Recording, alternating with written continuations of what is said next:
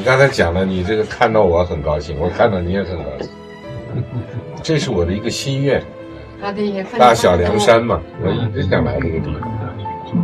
如果没有党的关怀，我和弟弟都不上树。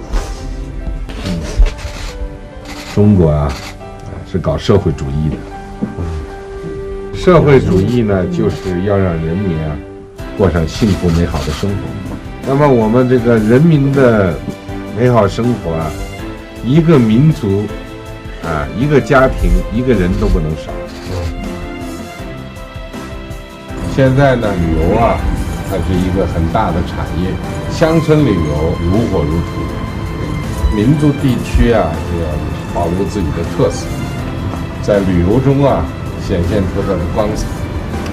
祝你们日子越过越红火。谢谢。